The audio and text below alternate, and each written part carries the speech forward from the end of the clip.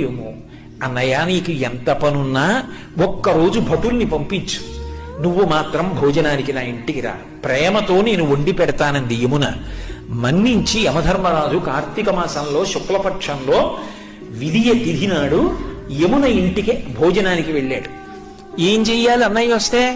పరమ ప్రేమతో చిన్నప్పుడు అన్నయ్య ఏం తినేవాడో, ఏదంటే ఇష్టమో ఆ మాటలు చెప్తూ, కబుర్లు చెప్తూ, ఇంకొంచెం తిననయ్యా, ఇంకొంచెం తిననయ్యా అంటూ అన్నయ్యకి ప్రేమగా వడ్డించింది. తిన్నాడు. ఏం కావాలమ్మా నీకు అని అడిగాడు. మరి దేవతా సంబంధం కదూ, వరం ఇవ్వాలి. ఆవిడ మనందరి కోసం ఓ వరం అడిగింది. అన్నయ్య, ఇది జ్ఞాపకం పెట్టుకుని ఈ తిథి నాడు ఏ అన్నయ్యని, ఏ తమ్ముణ్ణైనా సరే, ఏ అక్క అయినా, ఏ చెల్లైనా ఇంటికి పిలిచి అన్నం పెడితే ఆ అన్నం తిన్నందుకు ఆ అన్నకి కానీ తమ్ముడికి కానీ అపమృత్యు దోషం లేకుండా చెయ్యన్నయ్యా. తప్పకుండా ఇస్తానమ్మా అన్నాడు.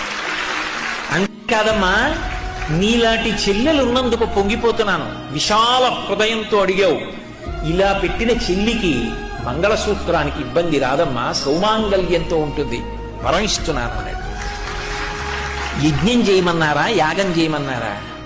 ఏడాదికొక్కసారి భగినీహస్త భోజనమని తోడ పుట్టిన దాని ఇంటికి వెళ్ళి అన్నం తినమన్నారు.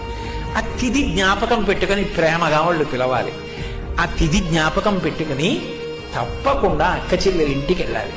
అది లేని నాడు మీరెంతమంది అండి అంటే, నాకు అక్క ఉంది, నాకు చెల్లుంది అని చెప్పుకుని మాత్రం ఉపయోగం ఏముంటుంది?